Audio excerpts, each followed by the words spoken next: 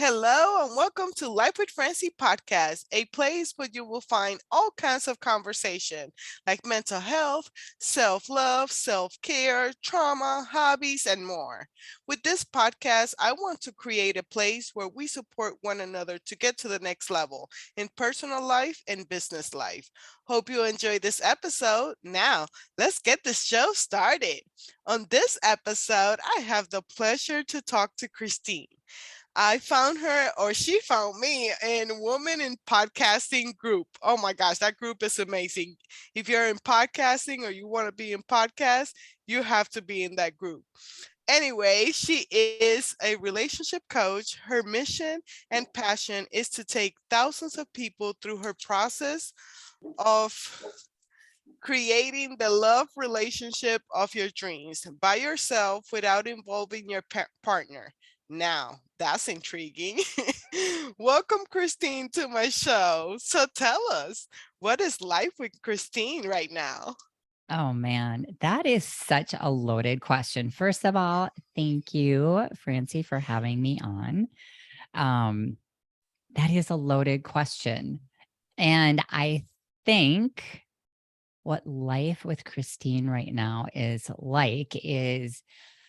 this year, personal goals has been to stretch myself and which is always right. Okay. So that that's always what our goals are about, right? But it's been more about stepping into like the things that I really, really want to do deep in my heart, but have been telling myself silly lies like I have to wait till later. I have to make more money till I can do that when I can take more time off because I've worked for myself for over 30 years. So, um, this past weekend was an amazing adventure with uh, two of my nieces, a nephew, my husband, and my daughter.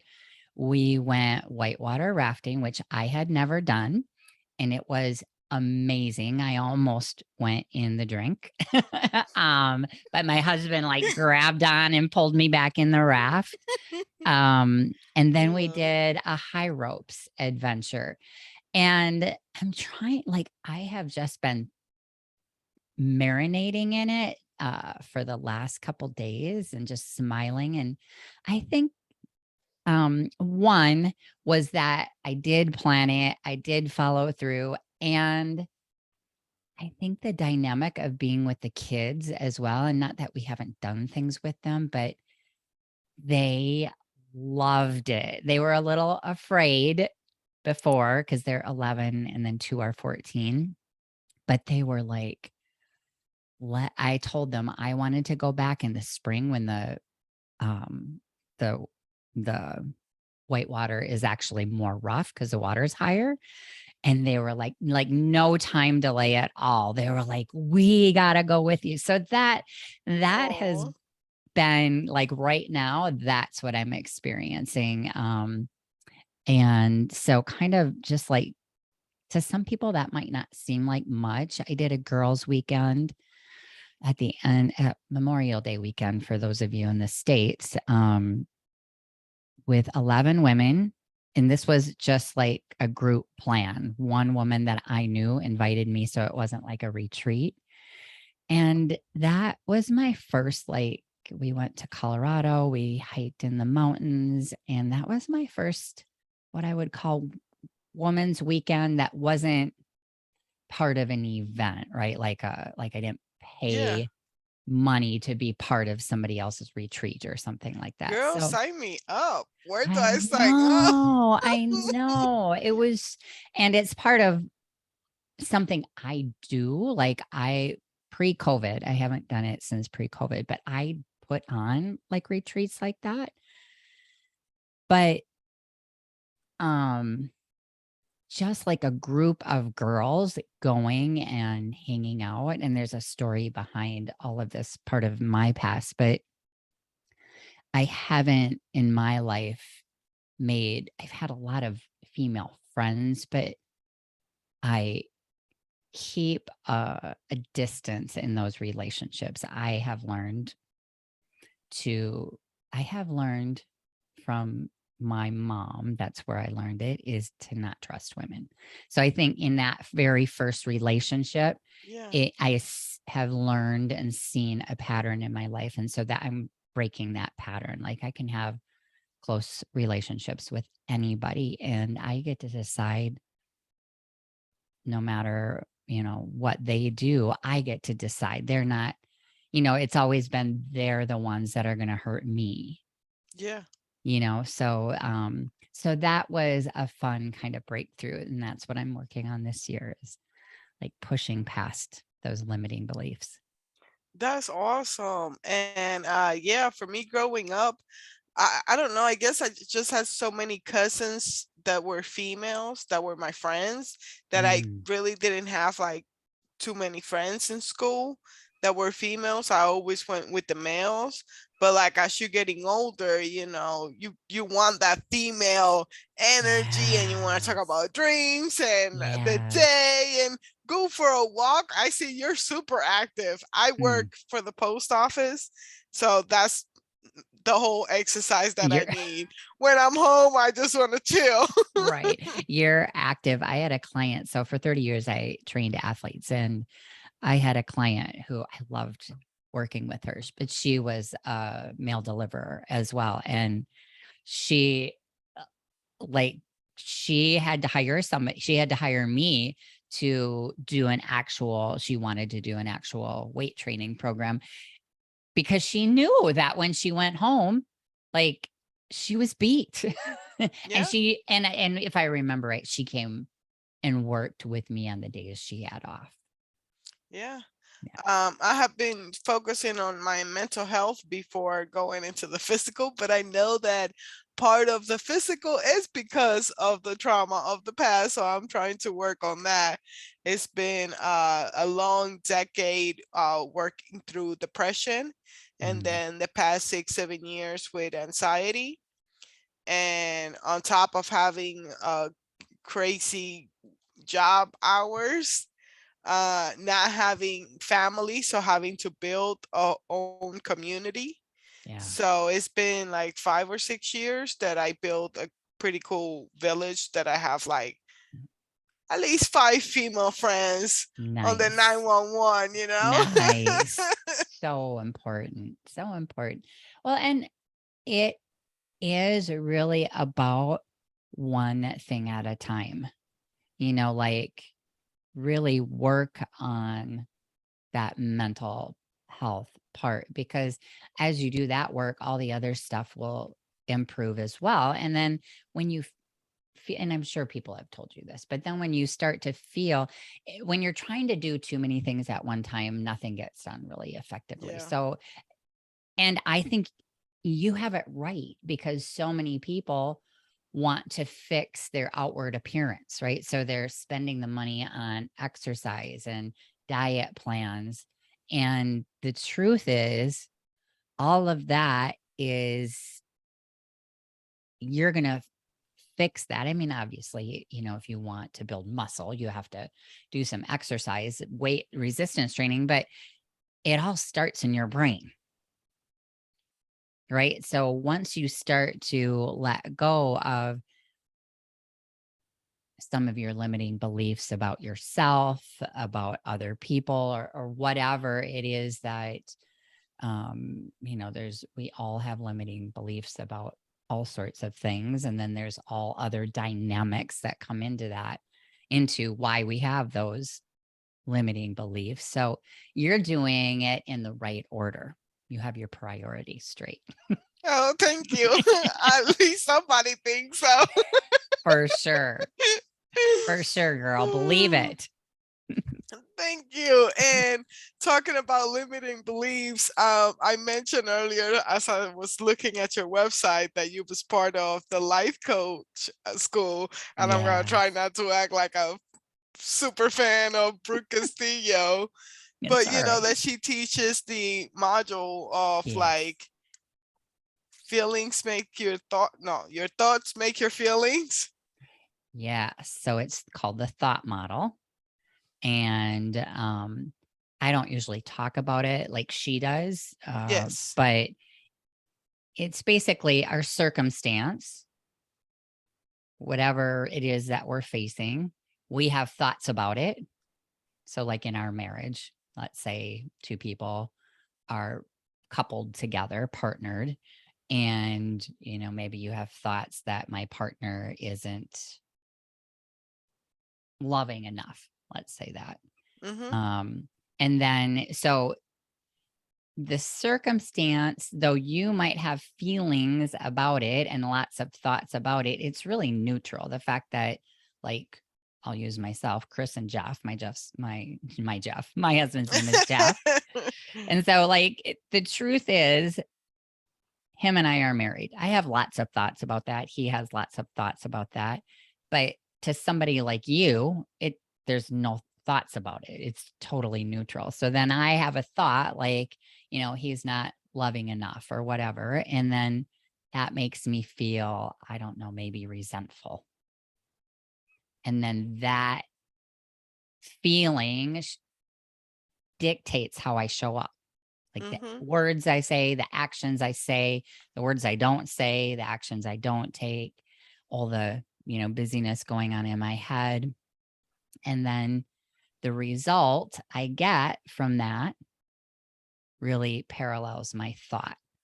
So my thought was, my husband's not very loving. I end up being not all that loving by the way I show up from this resentful emotion. It's, it's kind of mind bendy if you don't know it. So you know it and Yeah. you've listened to it. I remember part of my story in 2016. Okay. I kind of like had this, if you want to say, coming to Jesus, where I was Mm-hmm. like, what the heck? My second marriage. So I'm in my second marriage. We were looking at each other like, I don't think this is going to work. And I had been doing, like, my whole life has been about self improvement, Mm-hmm. but not a lot of, I would say, not a lot of mental health improvement. I don't know if I can even say that because I, did some stress management stuff, but nothing where I kind of was taught that my family, we can fix it all ourselves. We don't need a doctor, or, that's shameful if you have to go to a doctor to get some help.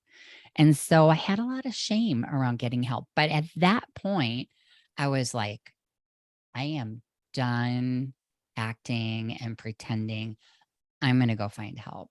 And so I don't remember where I was going with that story, but that was kind of my breaking point. Yeah. And How you started.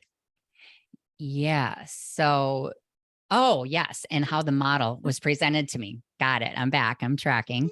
So I had found a therapist for myself. Like, I had done therapy as a couple, and I was doing a lot of research. I found the life coach school and I had been listening to her, and it was really hurting my brain. I was like, Yeah, it's this, too much information at first. it's a lot and it's abstract because it's not the way society raises us. Yep.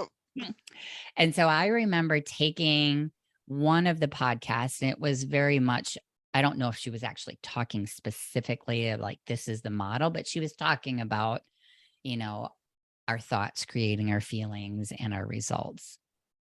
And It blew so, my mind the first time I heard it. What? What yeah, are you talking about? yes, that was me as well. Because so then what I did is I shared it with my therapist because I was like, something here, like in my heart, I knew it was right. Like, if I had been able at that time to trust my intuition, I would have been all over it right away. But it's been a path of being able to trust my intuition, which, is part of all my upbringing and Yeah. history and all of that. But she listened to it. And then the next session, she was like, nah, I don't really believe that. And so I was like, okay, whatever. But I did actually decide to keep listening because there was something inside of me that was telling me, and maybe it was my, my little child of my younger self saying, listen, listen, listen, so I kept listening. And yeah, I actually, at that point, had been listening for a little bit, and I told my husband, I was like, there is something here. And I had this belief conditioning that I was somewhat compulsive. And so I said, I'm going to listen and practice these concepts for a year. And if I feel like I see significant change, I'm going to get certified. And it was before a year. I did wait a year. But I knew so that's what I did. I went and got certified. That's awesome. And I love it because like a lot of coaches out there, they're just doing their thing and sharing. And like myself, like I have some trauma and I have done some work and I have had my life coach for the past year, my mentor. Just because I have had a mentor doesn't mean that I'm ready to mentor somebody else. Right. Right. So true. And that's been something that is taking me a little bit of time because so I my part of my story, I trained athletes for 30 years. So just a little bit about my story. Yeah. I went to college to be a chemical engineer because my dad said that's what I was going to do, right? I Oh, actually wow. I actually I actually presented that I wanted to. I remember coming home I was an athletic trainer in high school. And I remember coming home after starting it and being so excited to share that this is what I wanted to do. And my dad shut me down. And no, like, of course, he had good intention with it, right? And I did it for 2 years and I really hated it. I switched my major into journalism, graphic design, mass communications. And that's what I did. I became a graphic artist and I did love it. But this shows how old I am. During Desert Storm, I was a graphic artist. And this was back in the day when we had art boards and dark rooms, no, computer graphic design. And I got laid off during Desert Storm. They were laying off so many people. And at that time, I was going through a divorce. I had a little young one, little 2-3-year-old at the time. And I needed to make money. And I had been an athlete most of my life. And people at the gym that I worked out had been asking me to help. So I was like, okay, let's do this. So that's where I ended up. And what I just that was kind of before personal trainers were a thing, right? Yeah.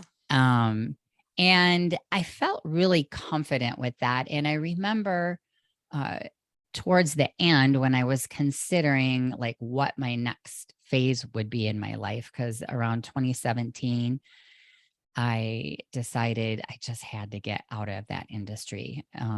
And when I looked back, I really thought I had this like master key to helping women feel good about themselves, men too, but mostly women. And I discovered soon on in that journey that it was not true. Like, yes, learning how to eat right and exercise does help build self-esteem, but I trained mostly bodybuilders, and we actually promoted bodybuilding events and sporting expos. But I really saw the problem with all of that. It was really about trying to get people to like you by the way you look. And so during that 2017, when I realized that I had just been spending a lot of time thinking about what I loved about what I did those 30 years. And it was really that I was helping women feel better about themselves. I was connecting women because I did a lot of women's seminars and summits and retreats. And what I knew is that the work that I had been doing in life coaching was that it was so much deeper than that. Right. And so in my journey of becoming a life coach and owning my own business as a life coach, it's been, I guess the word that comes to my mind is a struggle.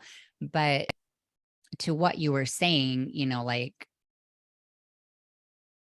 I felt like my business of personal training was easy. And I think my business of coaching is, with quotations, easy, but I went from general life coaching to coaching on self esteem, building self confidence. And then I moved into relationship coaching. And I just know that there, I have a lot of training that I'm doing. I've done advanced relationship training certification. I'm currently in a master coaching program on relationships. And that, like, there's a lot to learn. And there's a big difference between the coaching I did then, and I did some mental coaching, and the coaching I do now. It's so much different. So yeah, I think that you can help people to a certain extent when you have like, let's say somebody chooses to start working with people without certifications or whatever. And I'm not saying anything is wrong with that, because there's some highly successful coaches that do that. But I think that your ability to help people can be somewhat limited. But at the same time, when you have a passion for helping somebody, that energy is contagious. And that's part True. of what they're able to do, is they're able to be like great motivators to help people do what it is they want to do, right? Yeah, that's why I have the podcast now, because like I share my struggles, I share everything and anything, and it's a free way pretty much. You don't pay to listen to my podcast, and sometimes I share some tools that have helped me, like one of my episode is like survival kit for anxiety, Mm. because that's my jam, when it Hmm. comes to depression and anxiety. So I love that now you found your niche and you're trying to help relationship and marriages. So how do you do that when you have like two opposites Hmm. personalities, or the struggles that Yeah. come with in relationships? Yeah. Relationships are work. And so in my program, the way I help people right now, I talk about changing your marriage or your relationship. It can be, I do actually have a lot of clients who just come to me and want to work on their relationship with themselves. Um, but I talk about changing your relationship with your spouse or your partner with, um, gosh, now I can't even think, without changing them. Yeah. Change your marriage without changing your spouse. So it is really about the work that you have to do within yourself. And so many relationships start where the two are super dependent on each other, like Hmm. rely on the other person to make them feel loved. I mean, that's why they usually fall in love, because the other person makes them feel so good. They're getting that validation from each other. It's like each of them are like holding each other. And then eventually, not always, I mean, sometimes that works for couples and they don't ever have a problem. But for most couples, that gets old fairly quickly. And then a lot of times, what happens, a multitude of things can happen, but a lot of times, what happens is the two kind of become independent. They push away from each other. So they're like living together as roommates, like what I would say, living kind of parallel lives, or they're just constantly bickering. Um, and it is really the foundational work of relationship coaching is building that solid relationship with yourself and learning how to differentiate between yourself and your partner, meaning a highly differentiated couple is a couple that is able to have their thoughts, their ideas, their life experience, and not need, and their spouses can be completely different, and it's okay. It's more of like an interdependent relationship. So, like, if I ask my husband, say, I would really love it if when you come home, you would come into my office and give me a kiss. And I'm sharing that, and he chooses not to do it. I can still keep asking and saying, I would love for you to do that. But him not doing that doesn't make me feel unloved because I have a solid, loving relationship with myself. I'm not making him not doing that mean that he's unlovable and that, or that I am unlovable. It just I might be. know He the might. past year I have been working with with my mentor about detaching and not putting meaning into things. That same scenario in my life, it's like, oh no, we need to break up. This is it. We're over. He doesn't love me anymore. We're done. So I love that you're saying that, not to Yeah. put meaning into it, and that I Yeah. have to love myself and like validate, my own feelings and not put too much meaning into anything. Yeah. And it doesn't mean that you still don't want him to do that Yeah, yeah. or that you just go ahead and do it anyway. And um, so it's like independent would be like, fine. If you're not going to ever do that, then I'm just going to stay over here and you just be yourself and I'll pretend like it doesn't matter. You know what I mean? So it is still, you can still ask for it. But it's just that, um, No, yeah, you, it should definitely be asked for, because I just had the male my first male guest, and he pointed out how women expect men to read their minds. that, I was cracking up. yeah, I mean, that's not a blanket statement, but I mean, communication. Yeah, you And have to that, have it. yes, like if, and I totally was that. When I got married to my second husband, I do remember going through a phase like, how does he not know he needs to do these things around the house? But I wouldn't say it. So, but a differentiated me would be like, okay, these are the things that need to happen. And, what ones of these are you going to do? Or however, two people want to work that out. But I think the problem in most relationship comes from thinking that disconnection, that disharmony isn't supposed to happen. Like that if they had the right person, it would be rainbows and daisies all the time and great sex all the time. And that's not true. Like two human beings I get nervous when somebody tells me they never fight and they never argue. Means possibly that, they're all good, but it means the other option is that somebody is not being truthful. Somebody is just letting things happen and not speaking up about it because they don't want to disturb the waters. So, I mean, that I think is the biggest thing is to, Byron Katie says not to argue with reality, but like, okay, this is happening, even if it were like a girlfriend, not a committed relationship,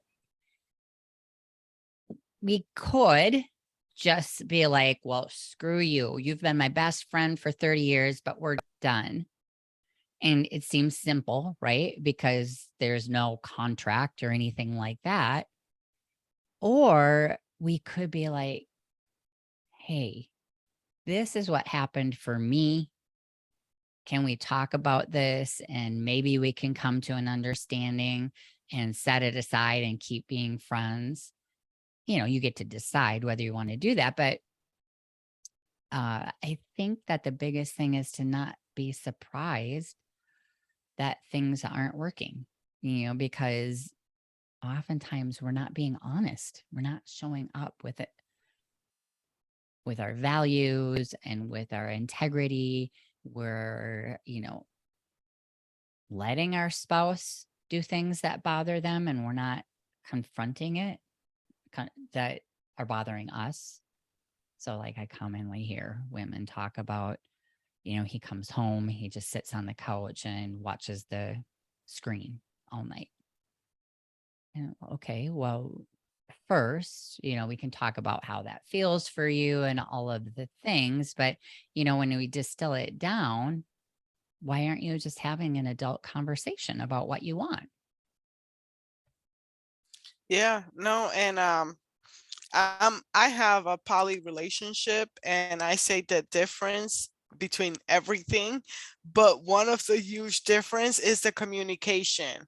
I Mhm. say for like monogamous relationship, it's all great and everything till it's not great. With a poly relationship, every day you have to have a family meeting and check your feelings, check what even a movie, picking a movie is like a 3 hour conversation. So it's like the communication has to be there like a lot more. And I think that for monogamous relationship is just it has to be intentional. For sure. Yeah. Yeah. And I tell people to, like, if it doesn't feel good, what's going on inside of you? Like, what are you boiling about inside? And how do you need to, one, soothe yourself and get yourself a little calmed down to see what's going on for you and what do you want to do about it? Because if you don't want to do anything about it, then it's time to do the work of letting it go, right? Because we're always creating our how we're feeling, right? It's Mhm. all coming from our head. And what most of us want to do is we want to blame our partner for how we're feeling. Oh yeah. I did it for well, actually till last week. It's been 12 years. So I'm a work in progress on that one. And yeah, I learning how to soothe myself once again. It was with my mentor because she would put me through some trauma, and then one of the sessions my boyfriend came in and he did trauma betrayal. Whoop whoop. Oh, So set me into a panic attack and set me back and everything else. But she had taught me things to soothe myself. And now, like I said, I have a survival kit for anxiety, that I mm, have. And if I have uncomfortable conversations that will put me in the danger zone for anxiety mhm.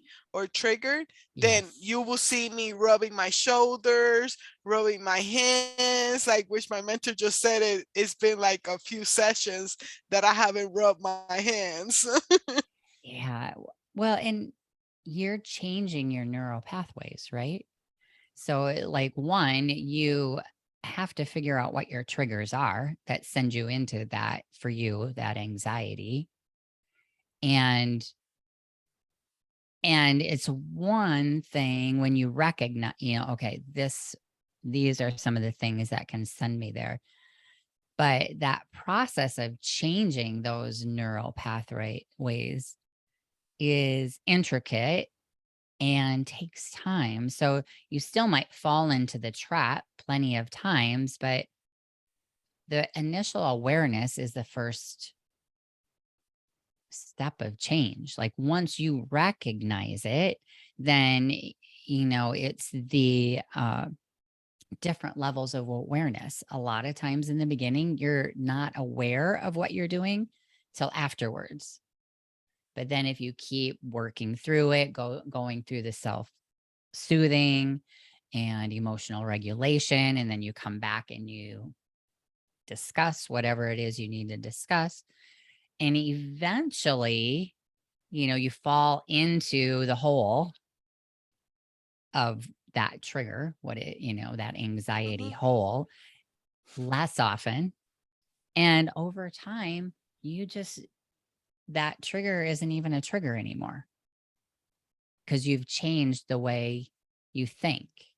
And depending upon what is in there in the history, that can take more time than others, right? But um so much of us, of who we are, is who our caregivers were, our initial caregivers were, right? So whether Oh yeah. whether we're like mirroring them, or whether we're modeling them, or we're pushing against them in our partners. I mean, what they say is that we basically marry one of our parents, right? Yeah. And that we marry a person who's equally as differentiated as we are. Because, so meaning that the more the level that we rely on somebody else for validation and for support and for love is the person we're going to marry, because that's where it's comfortable. Like, the person that, wherever we are, let's say we're here at 50%, if you could measure differentiation, if we hang out with somebody who's just wants to hang on us and hang on us, we're like, okay, this isn't going to work. So, we go on to the next, and let's say there's somebody at 75%. We feel really uncomfortable because we feel like they're too independent, like they don't pay attention to us enough. So we find somebody equally differentiated as we are. And so that's where the work is one person, at least one person, needs to take the initiative to develop their relationship with self and become a little more interdependent, less dependent. And Mhm. then, then the other partner usually comes up and balances. And so it's just that kind of growth ladder that you both keep taking if you're up for it. Some couples Yeah. are don't It's want work, to do and that. everybody in the relationship has to put in the work, not just one person doing the work and the other one just standing around. Yeah, the truth is that for some couples, one person doing the work is enough to make them happy. Yeah. And that can happen. There, couples are so different, but usually one will do the work, and then will get to the point where they really want the other one. They can't keep being the leader. They want a co-leader. And so they want the other one to join in and participate. Did you have a podcast? I do. You do. Okay. Yeah. Yes. Tell us about your podcast. Yes. I have a podcast called Awaken You in Your Okay. Marriage. And Awaken You is one word. Um, and it's all things relationships. I interview relationship experts. This week's episode is with a therapist and a master coach from the Life Coach School. She's an instructor at the Life Coach School as well. Nice. And so all things relationships and relationships with self. Yeah, I do that. And then, so there's a lot to learn in there if you dig in there. And then I also do a monthly, what I call a marriage masterclass. And it is the second Thursday of every month, 5 p.m. US Central Standard Time. And that is free to anybody that wants to. I haven't quite picked the topic for next month, but they're on my YouTube channel and on my Facebook page. And then I have a free offer on my website. It is called um, Abundant Love, I think. I can't remember the name of it. You're fine. I will have all the links in the Yes. description of the episode. Okay. Yeah, but it's a free class to help you. It's actually the first initial work that I did in my marriage to change how I was thinking about the marriage. I literally, it took me a long time to think of something positive about my marriage. That's what kind of state we were in. And so the free course is really looking at your thoughts, looking at which ones serve you, and then starting to build what I call a love list. So the first one on my love list I came up with is that he chose me. So that I kept holding on to that. And eventually I built that love list of positive thoughts about our relationship. And so whenever I would catch myself thinking, oh my gosh, he's lazy or he's, this or that, I would just bring my brain back to my love list and remember all the things that I love about him, because our brain just goes to the negative. Oh my gosh, I love that. I had a gratitude list because I went through, my whole relationship has been a rough patch, but then my mentor was like, you're not going anywhere, he's not going anywhere, so you got to find the gratitude in it.